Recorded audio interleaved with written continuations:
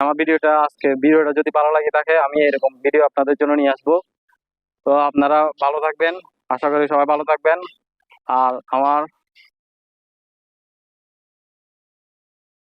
আমি একদম slow ride করতেছি, কারণ 40, 30, 35 এভাবে চালাচ্ছি, কারণ সবপত্র বাজে এখন।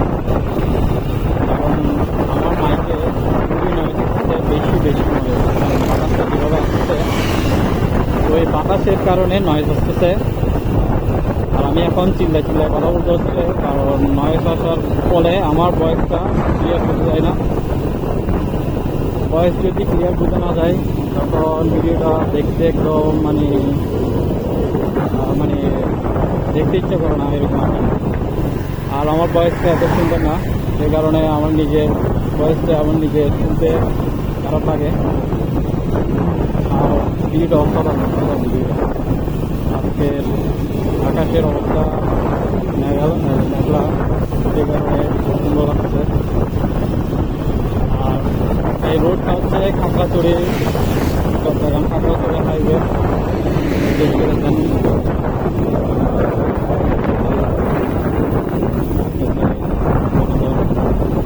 আমি একদম স্লো রাইড করতেছি, কারণ আমার স্পিড হচ্ছে 25, 26 এরকম।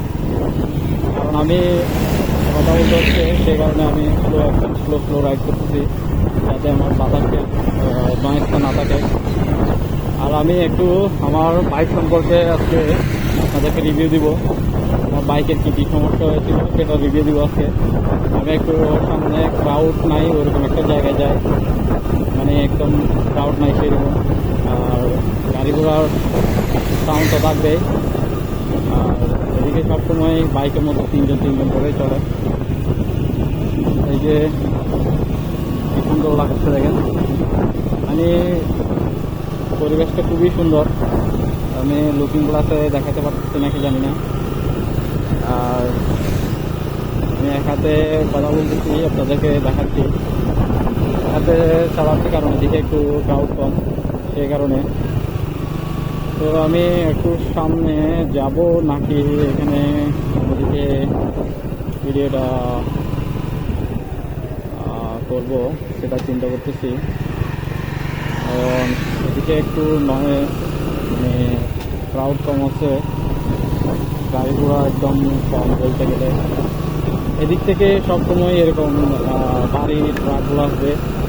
তারপর হচ্ছে শান্তিপুর যখন খাগড়াছড়ি থেকে বাসগুলো আসবে, অনেক স্পিড আছে, অনেক। যারা খাগড়াছড়ি হয়ে সাজে গিয়েছেন তারা তো জানেন রুটটাতে বাসগুলো কীভাবে রাফভাবে চলে, আপনারা তো জানেন। ও অসাধারণ, মানে ম্যাঘ, একদিকে ম্যাঘ আকাশে, আরেকদিকে রোডটা দেখেন।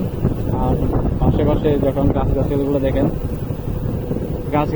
দেখেন, মানে রোডের পাশে গাছগাছালি, আর মাঝখানেও আছে গাছ। এখানে মানে এখনো যেমন দালান গোড়া এখনো মানে আমি এদিকে দেখি নাই। তো আমি এদিক দিয়ে যতবারে আসি আমার জায়গাটা খুবই সুন্দর লাগে। তো আমি সামনে দেখে আসছি যে বাইকের রিভিউটা দিতে পারি কিনা। ওকে, আসসালামু আলাইকুম। আমি এখন আমার বাইকের রিভিউ নিয়ে আসছি। এটা হচ্ছে আমার জিক্সার B4। আমার বাইকটা আমি কিনেছিলাম 2023-এর মে মাসে 15 তারিখ। বাইকটা কেনার পর আমার ফার্স্ট অফ অল আমার প্রবলেম ছিল এই ক্লাস লিভারটা টাইট ছিল। এটা স্বাভাবিক, এটা সবার কাছে সবার বাইকে থাকে। আর চেইনের ছোট স্প্রকেটটা সবসময় সাউন্ড করে, এটা তো সবার কাছে আছে হয়তো। আর সো এরপর প্রবলেম হয়েছিল আমার বাইকের ক্লাচ প্লেট নষ্ট হয়ে গেছিল। ক্লাচ প্লেটটা চেঞ্জ করতে আমি সাজে গিয়েছিলাম, সাজে গিয়ে আমার ক্লাচ প্লেটটা নষ্ট হয়ে গেছিল। তো ক্লাচ প্লেট নষ্ট হওয়ার পর ক্লাচ প্লেট লাগাইতে ক্লাস প্লেট লাগাইছে 4,500 টাকা দিয়ে। তো এখন আপনাদের কাছে রিভিউ নিয়ে আসছি আমার বাইকের কি কি প্রবলেম হয়েছে সেগুলা। আর পরবর্তীতে আচ্ছা, পরে আমি সার্ভিস দিয়েছিলাম আমার বাইকের সার্ভিস দিয়েছিলাম খাগড়াছড়িতে।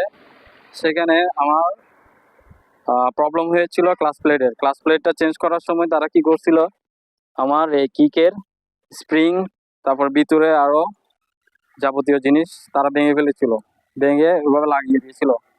তো লাগিয়ে দেওয়ার পর যখন আমি পরবর্তীতে আরেকটা সার্ভিস নিতে গিয়েছিলাম, তারা যখন সবকিছু চেক আপ করে কিক দিতে যাচ্ছিল, কিক দেওয়ার সময় তো তারা দেখতে পায় যে আমার কিকের সব স্প্রিং, তারপর সব যাবতীয় ভিতরে সবকিছু ভেঙে গেছে।